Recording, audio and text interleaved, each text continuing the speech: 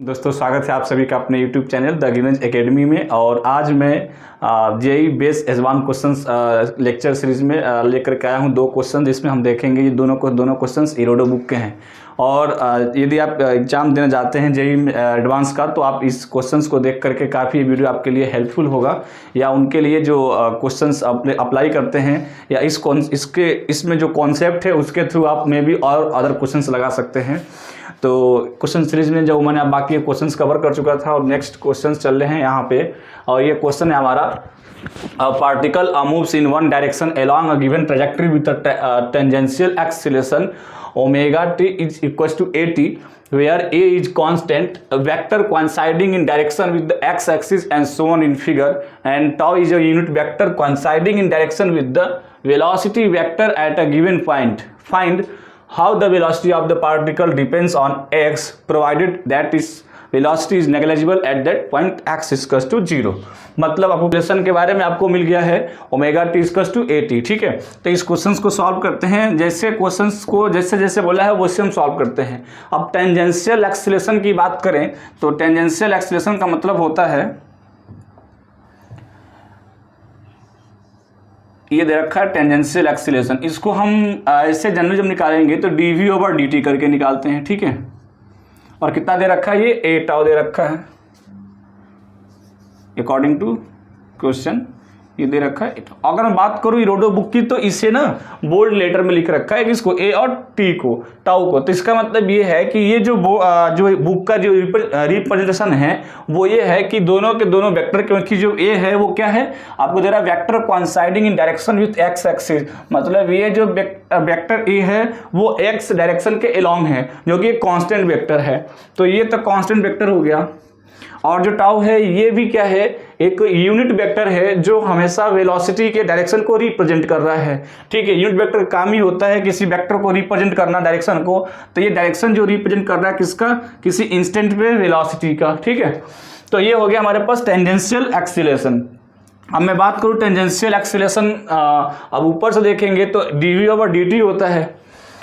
तो यहाँ से मैं बात करूँ अगर omega T equals to dv/dt से, लेकिन हमें जो फाइंड आउट करना है वो तो फाइंड करना है velocity of the particle depends on x provided that is velocity. मतलब अगर आपको x मतलब आपको डिस्प्लेसमेंट के अकॉर्डिंग वेलोसिटी पता करनी है, तो उस केस में आपको dv/dt नहीं, आपको क्या चाहिए, आपको एक्सीलरेशन में टेंजेंशियल एक्सीलरेशन वेलोसिटी और डिस्प्लेसमेंट में चाहिए रिलेशन। ठीक है, तो मैं यहाँ पे बात करूँ तो यहाँ पे ds/ds लिख सकते हैं।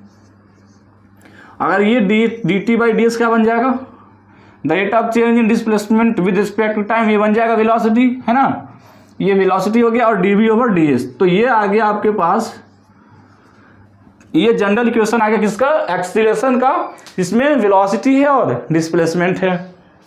इसके हेल्प से हम यहाँ पे लिख सकते हैं v dv/ds। अब यहाँ से बात करूँ तो लिख सकते हैं v dv equals to omega T ds। ये हमारे पास इंस्टेंटेनियस वेलोसिटी एक्सीलरेशन का फॉर्मूला आ गया, जिसको हम क्या कर सकते हैं, मतलब ये मतलब चेंजिंग निकल के आ गया। हम चाहे तो जहां से जहां तक हमें इंटीग्रेट करना होगा उससे हम अब वेलोसिटी और डिस्प्लेसमेंट फाइंड आउट कर सकते हैं।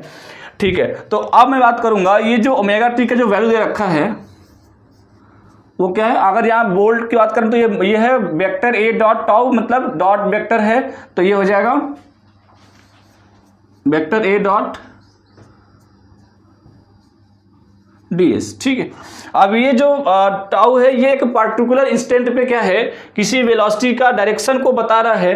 तो ये हमारे पास डायरेक्शन आया। लेकिन अगर मैं बात करूं कि हमें जो फाइंड आउट करना है वो किस में करना है, एक्स एक्सिस में। किस में, एक्स एक्सिस में। तो एक्स एक्सिस पे जो आपका जो डायरेक्शन है किसका, वेक्टर ए का, वो तो एक्स डायरेक्शन में ऑलवेज ही है। लेकिन जो टाउ है वो हमेशा, अगर आप जहां पे वेलोसिटी फाइंड आउट करेंगे उसी का डायरेक्शन बता रहा है। तो अगर मैं एक्स एक्सिस का डायरेक्शन फाइंड करूं तो जो टाउ होगा वो क्या, आई कैप बताएगा, क्योंकि एक्स डायरेक्शन का जो वेक्टर होगा, डायरेक्शन वेक्टर वो क्या होता है, आई कैप होता है।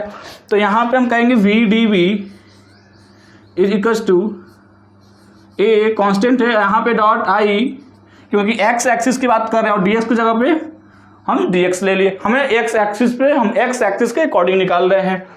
अब अब ये क्वेश्चन से बोला है कि जब x मतलब वेलोसिटी नेग्लिजिबल है एट x इक्वल्स टू 0, मतलब जहां पे x 0 है वहां पे वेलोसिटी क्या है, 0 है। तो हम यहाँ इसके थ्रू हम इंटीग्रेट कर सकते हैं, क्योंकि आपको x पे पता करनी है, किसी एक पार्टिकुलर इंस्टेंट पे पता करना है कितना वेलोसिटी है। तो हम कह रहे हैं इनिशियल कंडीशन 0, जब डिस्प्लेसमेंट 0 है तो वेलोसिटी डिस्प्लेसमेंट x और वेलोसिटी 0 पे 0 और x पे v।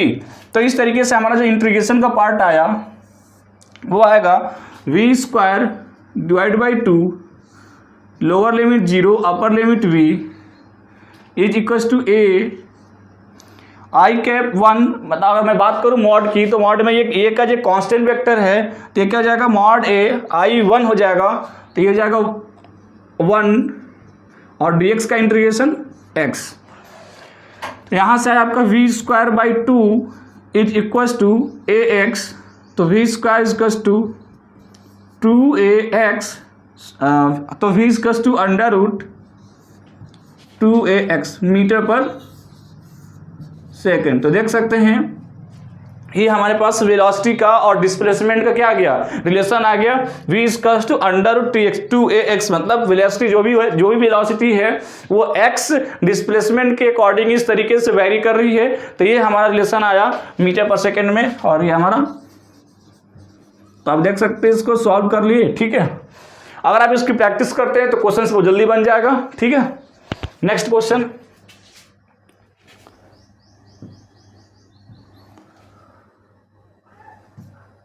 अब देखते हैं जो नेक्स्ट क्वेश्चन आया हमारा ये है, क्या है, a point moves along a circle with velocity v equals to 80 where a equals to 0.50 metre पर second square. Find the total acceleration of the point at the moment when it has covered the nth fraction of the circle after beginning of the motion. मतलब motion start करने के nth fraction पे, fraction जो दे रखा है 0.10, उस पे आपको ये बताना है कि एक्सीलरेशन, टोटल एक्सीलरेशन क्या होगा। ठीक है, तो देखते हैं कि टोटल एक्सीलरेशन कैसे पता करेंगे। तो मैं सबसे पहले इसमें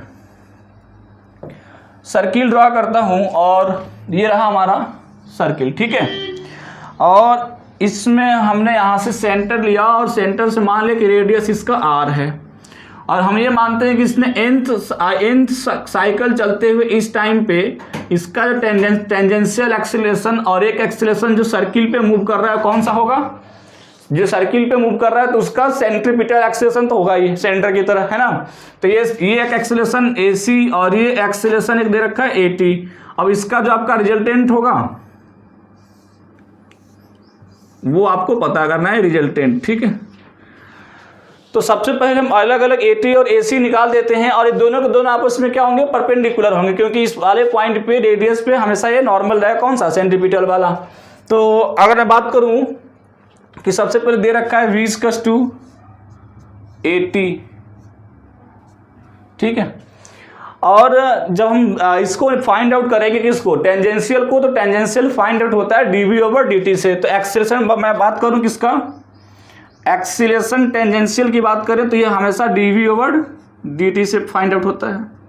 ये इसका t दे रखा है, a दे रखा है, मतलब टेंजेंशियल एक्सीलरेशन हमेशा कितना है, a है, तो dv/dt कितना हो गया, a के इक्वल हो गया। चलो अब मैं बात करता हूं कि ये तो दे रखा है कि जो इसका जो टेंजेंशियल एक्सीलरेशन है वो a है, और a का वैल्यू दे रखा है 0.50 मीटर पर सेकेंड स्क्वायर। अब हमें सबसे पहले अगर AC फाइंड आउट कर दें तो इन दोनों को सॉल्व कर लेंगे कैसे, वेक्टर सम से। तो अगर मैं AC की पता करूं सेंट्रीपिटल एक्सीलरेशन का, तो क्या होता है वो v square divide by r। ठीक है, v square divide by r होता है। अगर मैं यहां से करें तो v को जगह पे क्या रखेंगे, AT, मतलब a स्क्वायर t स्क्वायर और डिवाइड बाई r, क्योंकि हम क्या करेंगे v स्क्वायर बाई r के v की जगह पे हमने क्या रखा, AT रखा, तो a square t square r हो गया। ठीक है, ठीक है। अगर मैं बात करूं यहाँ पे कि कितना इन्होंने डिस्प्लेसमेंट ट्रेवल किया, तो डिस्प्लेसमेंट के अकॉर्डिंग जो एस होता है वो क्या होता है, वो होता है v dt। कितना, वी डी टी। अगर मैं निकालता हूँ रिलेशन अभी इसमें, क्योंकि हमें पता है जो डिस्प्लेसमेंट होता है, डिस्प्लेसमेंट फाइंड आउट करने, क्योंकि इसने जो nth साइकिल कंप्लीट किया है उसमें इसके पास वेलोसिटी आई होगी और उसने डिस्प्लेसमेंट ट्रेवल किया होगा। तो आपको बताओ साइकिल पे सर्किल पे जब 1 साइकिल चलेगा तो कितना डिस्टेंस ट्रेवल करेगा 2πr, लेकिन इसने कितना चला है n साइकिल चला या nth साइकिल चला, तो 2πr इंटू n करेंगे, जो भी फ्रैक्शन होगा वो निकल के आ जाएगा, है कि नहीं। मतलब 1 साइकिल का जब डिस्टेंस पता है तो आप किसी फ्रैक्शन का भी वैल्यू उससे मल्टीप्लाई करके फाइंड आउट कर सकते हैं। तो हमने माना कि जो इसका फ्रैक्शन है वो कितना है n है, ठीक है। तो अब मैं यहाँ पे कर सकता हूँ कि जो एक साइकिल का डिस्टेंस 2πr, तो इसमें हम मल्टीप्लाई कर देंगे n से, जो कि फ्रैक्शनल वैल्यू है, ये यहाँ पे क्या है फ्रैक्शनल वैल्यू है, तो टोटल डिस्प्लेसमेंट निकल के आ जाएगा। और ये आया v dt, और v dt के जगह पे हम क्या रखेंगे a, क्योंकि v इक्वल टू at है, at dt, ठीक है। अब हम पूरा जब ये अगर मैं बात करूं कि अगर यहाँ पे डिस्प्लेसमेंट अगर पूरा जो निकल के आएगा वो टाइम 0 था, और जब ये पूरा जब डिस्टेंस कवर किया होगा तो उस टाइम पे टाइम t हो गया होगा। तो ये हमारे पास हम चाहें तो इसमें कंडीशन दे सकते हैं 0 to t at dt, ठीक है। अब यहाँ हमारे पास कंडीशन आया 2πr n फ्रैक्शनल, अगर चाहें तो अभी यहाँ पे फ्रैक्शन भी रख सकते हैं, लेकिन मैं चाहता हूँ कि जनरल फॉर्मूला निकल के आ जाए।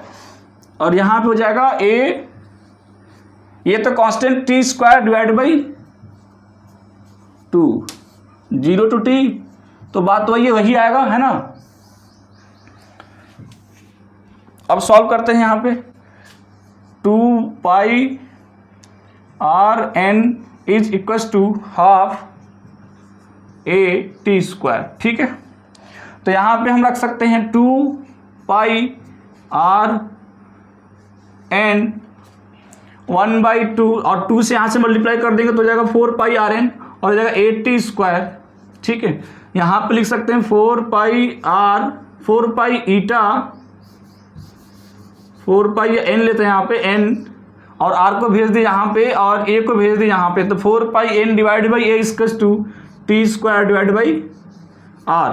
t स्क्वायर क्योंकि हम यहाँ से चाहते हैं कि इसको हम क्या कर दें एलिमिनेट कर दें, तो इस टर्म को एलिमिनेट करने के लिए यहाँ से हम t स्क्वायर बाई r आया, ठीक है। तो अब t स्क्वायर r के जगह पे हम यहाँ पे रख लेंगे तो हमारा ac जो निकल के आ जाएगा, मतलब हम t स्क्वायर r के जगह पे क्या रखने वाले हैं ac। यहाँ से निकालते हैं हम ac का वैल्यू, तो क्या आ जाएगा a square t square by r, a square, और t स्क्वायर बाई r के जगह पे 4πn डिवाइड बाई a, तो ac जो आया वो कितना आ जाएगा, एक a से कैंसिल 4πn a, ठीक है। तो ये हमारा क्या आ गया AC आ गया। अब हमें क्या निकालना है, अब हमें रिजल्टेंट एक्सीलरेशन निकालना है। तो रिजल्टेंट एक्सीलरेशन जो होगा वो होता है r रिजल्टेंट इक्वल्स टू दोनों वेक्टर a वेक्टर मतलब टेंजेंशियल एक्सीलरेशन और सेंट्रीपिटल एक्सीलरेशन दोनों आपस में परपेंडिकुलर है, तो हम कह सकते हैं इन दोनों का जो सम होगा वो a स्क्वायर मतलब at का स्क्वायर प्लस ac का स्क्वायर होगा, यहाँ पे a स्क्वायर प्लस यहाँ पे हो जाएगा 4πn a का स्क्वायर। ये हमारे पास AC आ गया। तो AC अब मैं सॉल्व करूँगा, a स्क्वायर में कॉमन किया तो अंडर रूट में 1 plus 16 pi square n square, ठीक है। अब n स्क्वायर के जगह पे हम क्या रखेंगे, दे रखा है n इक्वल्स टू 0.10, इसमें it means n equals to 10/100 या 1/10। अब जैसे ही 1/10 रखेंगे तो a जो रिजल्टेंट है a का value 0.550 plus 16 pi square n square, ये जनरल इक्वेशन आ गया। आप कितना भी फ्रैक्शन टेबल किया होगा आप वहाँ पे एक्सप्रेशन पता कर सकते हैं इस फार्मूले के हेल्प से। यदि आपका फार्मूला याद है एग्जाम में बहुत जल्दी ही आप इसको आंसर निकाल सकते हैं। अब जैसे यहाँ पे पूरा टोटल रखेंगे वैल्यू a का 0.50 पाई का वैल्यू और n के जगह पे 1/10 क्योंकि फ्रैक्शनल वैल्यू है, उस केस में जो आपका आएगा रिजल्टेंट वो आएगा 0.79 नियर अबाउट, इसको लिख सकते हैं 0.8 मीटर पर सेकेंड स्क्वायर। तो ये आपका आ गया टोटल एक्सीलरेशन, ठीक है, देख सकते हैं आपका टोटल एक्सीलरेशन आ गया। तो इस तरीके से इजी स्टेप को फॉलो करके आप न्यूमेरिकल को सॉल्व कर सकते हैं और आपको काफ़ी हेल्प मिलेगा। ऐसे इस तरीके का आप जितना भी क्वेश्चंस आएंगे आप बिल्कुल ये फॉर्मूला लगा दीजिए। किसी किसी क्वेश्चन में आपको x/10 निकालना होता था या x/8 दे देगा क्वेश्चन, इसी बुक में ही है, तो आप बिल्कुल इजी वे में फाइंड आउट कर सकते हैं।